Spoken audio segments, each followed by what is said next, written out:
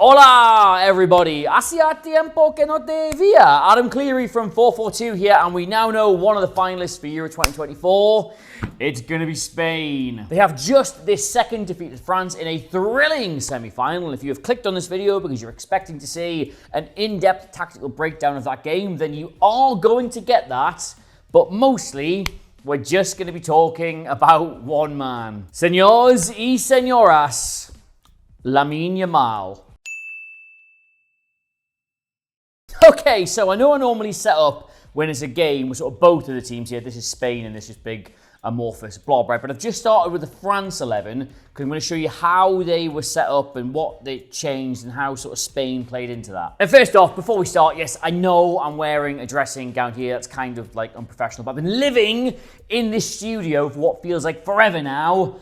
I've run out of clothes. I've got nothing left. It's called dedication, so let's just push past that. So Spain had to make a number of changes for injuries and suspensions, but the only change France made was bringing in Dembélé for 𝗬𝗏𝗏. Did I just say Griezmann there? Anyway, the idea being that because Dembélé is a far better natural wide player, he'd stretch Spain a lot more, and because they're so good through the centre of the pitch with Rodri, there's no point having Griezmann sort of occupy this area. You kind of want to sort of try and get in behind. In fact, that whole idea of stretching Spain, it was kind of France's sort of like main plan when they were attacking. Like, I'll just put Spain's defenders on here, right? And they're the entirely new sort of right side of their back four. Jesus Navas, who's older than me, he came in for Carvajal, and Nacho was here as well. And France were trying to do like one of two things to Spain when they were attacking, right? First off, I'm going to show you the goalkeeper's pass map for France. It's obviously a bit of a weird thing to show you in an attacking sense, but just look how much more of it is weighted out to the left-hand side, especially the shorter passes. He's always trying to build up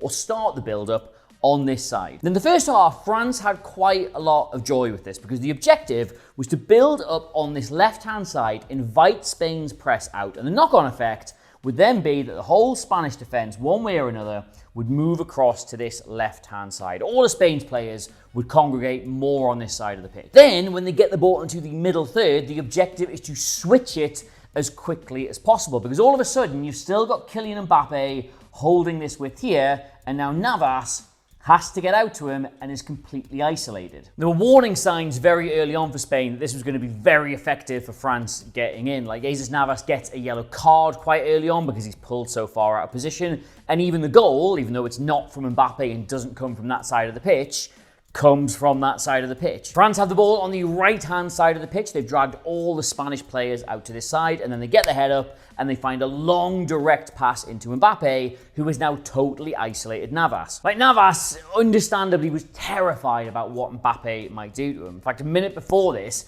Mbappe gets in behind, but he only gets in behind because Navas is trying to give himself so many yards of a head start, he creates this sort of defensive line. It was weird that because in commentary they were praising him for matching the run, but if he just holds the line, that chance never happens. I'm not digging him out. I'd be terrified of playing Mbappe, and I've got 2 years on Navas. But anyway, understandably, because he does not want to get done, Navas kind of sort of sits off him a couple of yards, which he can't do, because that then lets somebody put a cross in. Which brings us very neatly and very nicely to part 2 of what France constantly were trying to do in this game, and that was cross the ball into the box, specifically into this area here. Let's move my phone, where 𝗬𝗏𝗏𝗧𝗏 was guarding. Now, we talked about this in the Germany game, by the way, that it took Germany ages to figure out that one of their best routes to goal was going to be these deep crosses into that sort of Spanish left-back area, because for all of 𝗬𝗏𝗏𝗧𝗏's positive traits, for all he's really come along a lot in the last 6 months of the season, I may have called it the 𝗬𝗏𝗏𝗧𝗏𝗏 in the magazine, sorry about that. He still is not good in the air. You can still beat him to an aerial ball. And I actually don't think necessarily this goal is his fault, because it's clear that 𝗬𝗏𝗏𝗏𝗏 pulls off the back of the centre-back, but 𝗬𝗏𝗏𝗏𝗏 nonetheless is in that area, and if you had a left-back who was a bit better in the air, you'd maybe challenge him a bit more. And what is, frankly, loco about the rest of this game is that within the first 7 minutes, you can see that France have got a really effective 2 ways to goal. 𝗬𝗏𝗏𝗏𝗏 is not going to be able to defend that far post area, and not only have you got a wide threat who'll come in late, but you've got a proper centre forward there instead of Antoine Griezmann, and also Mbappe appears to have Jesus Navas on frites. And yet, across the remaining 83 plus stoppages minutes of this match, you almost never saw these two things work again. Now, there are two reasons for that, right? The first off is that just like in the Germany game, Spain adapted really well to what was going on, both in terms of the decisions their players were making on the pitch individually and the kind of substitutions that were coming from the bench. They adapted really well. But the other reason, the main reason, the reason we're here to talk about is Yamal, a footballer who is less old than the Simpsons movie. Now, yes, obviously this performance is going to be remembered because of that goal he scored. I don't know what the Spanish is for chef's kiss, but absolutely that, yes. But the thing is, it was so much more than just that finish. Now, from a defensive perspective, one thing the French actually did really, really well was they shut off all the early passes into Rodri, and they stopped him hitting any kind of line-breaking ball into the front four players. Again, this is something else we've talked about over the course of the tournament. Something that's really, really important to the Spain side is getting Rodri the ball in the right sort of area, then allowing him to split the lines, to play it through the midfield, to play it through the defence, possibly because he's got that in his locker. And just like in the Germany game, France did a really good job of marking him out of the match. In fact, just to show you how good they were at doing this, I'll show you Rodri's pass map from the match, right? Yeah, he gets on the ball everywhere, but one, that's a very low number of passes by his standards. And if you can just sort of like squint and look in, right?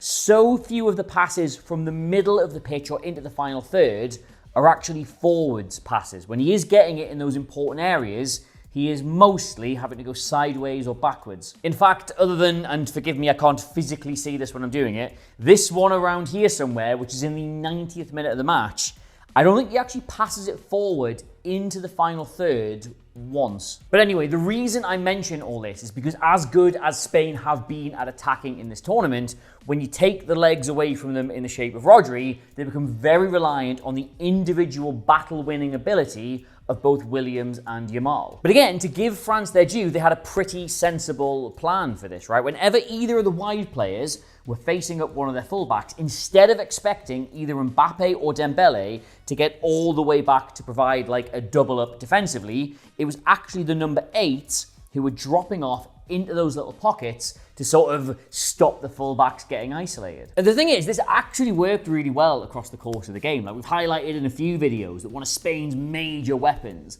in this tournament so far has been their ability to complete take-ons, to dribble past players. In fact, their numbers are crazy for this. They've been doing like 17 or 18 per game in the tournament up until tonight, and yet here, France limited them to 5. But that, my friends, is why this video is especially about Lamine Yamal, because as we've seen, France have got good routes to goal. They've just gone and got a goal through utilising both of them. They've taken Rodri out of the equation. They're restricting his ability to build Spain through the thirds, and they've even stopped Williams and Yamal from doing individual bits of brilliance, right? Going into the 8th minute of that game, after the French goal, you thought, they've probably got a really good chance here. But then, out of absolutely nowhere, Yamal does something in his 16-year-old brain that is genuinely way cleverer than I am going to make it sound, right? He reasons that if when he goes up against the fullback, the number 8 has to come across to double up on him, will that work the same the other way around? And you can see here in the build-up to the goal, what he has done is he has vacated the position out on the right-hand side,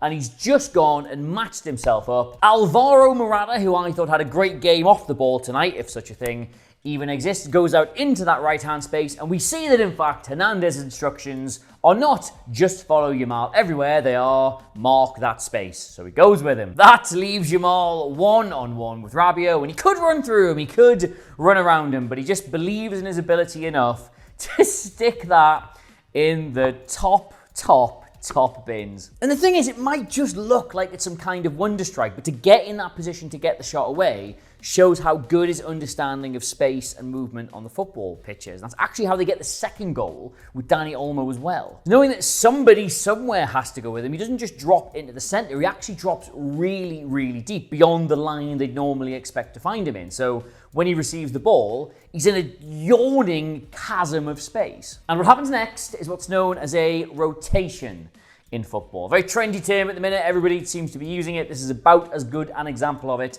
as you could hope to see, because Yamal has moved off the right-hand side into the centre in a more deep position. Dani Olmo now wants to receive this ball, but instead of just staying where he is, He then goes out to that right-hand side because Yamal has pulled a player away. And it is a small sort of subtle thing here, but it is really, really clever because Rabiot is specifically stopping that ball going into Olmo. He's marking him without marking him, and he knows he's there. But because Yamal basically gets in his eye line and draws his attention, Olmo then makes his move to the right-hand side into this little bit of space, and he can be found. And then to complete the rotation, because all the focus is now on Olmo in this central area, France have gone very narrow. You can see Hernandez is occupied with looking at him. That allows Navas to get down all this space in the right-hand side, and that's who they find. If you think about it this way, right, Yamal, who should have been going in behind, has dropped deep, and Olmo should have been deep, is pushed up against the centre forward, and because they've done that, Navas, now he's the one that can get in behind. Like, they have all rotated. And then, of course, the cross isn't great, but it falls to Olmo, and he's just so individually good. He sends to 𝗘𝗫𝗧𝗏 to 𝗘𝗫𝗧𝗏 with this touch, buries it in the back of the net via 𝗘𝗫𝗧𝗏𝗏's foot. And just like the Yamal goal, it's something where if you just look at the very end of it, you think, oh, that's a brilliant individual bit of skill, but there's brilliant understanding of movement. There's something really complex and clever that happens to allow that to happen. But, it's all well and good getting 2-1 up, but France had routes to goal, right? They should have still got in. They should have still got chances. Yamal and Navas, they're pushing all the way up. That should have left loads of space for Mbappe to do stuff. So why did you not really see Mbappe for the entire rest of that game? Well, again, the answer, hope you're sitting down for this, is Yamal. This is Spain's average position map across the 90 minutes, and it should be glaringly obvious just what a shift and what a performance this is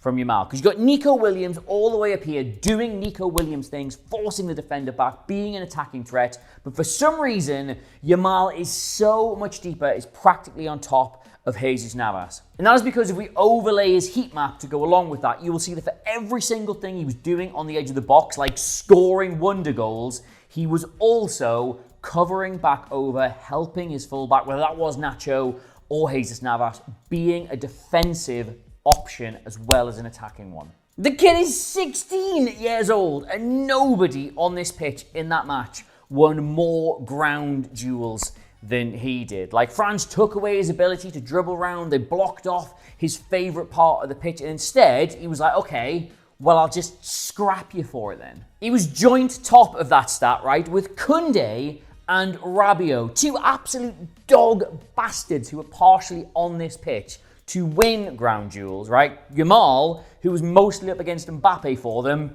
did exactly the same. And it sounds like such a small thing, like right-sided attacker just covers back and helps his fullback, but this one individual thing was more or less singularly responsible for snuffing out most of France's attacking threat. Like, this is all of France's successful and unsuccessful crosses across the 90 minutes, right? And one thing you'll notice is that almost all of the successful ones are from this left-hand side to this deep right area, so crossing into 𝗘𝗫𝗧𝗏𝗏's zone from the opposite flank. But also what you'll notice is there are far fewer of those crosses from that side into this zone than there are crosses on this flank. And that's because Yamal is doing such a good job on that side, they were unable to get into as many advantageous crossing positions. And that basically meant that time and time again, as this game rolled on, they would get into these areas wanting to make those crosses. They'd isolate 𝗘𝗫𝗧𝗏 at the back post, and the cross simply would not arrive. So they'd end up recycling possession, they'd end up on the other side of the pitch, the cross would come in, and nothing would happen. And full disclosure, right, when France subbed Giroud on with about 10 minutes to go,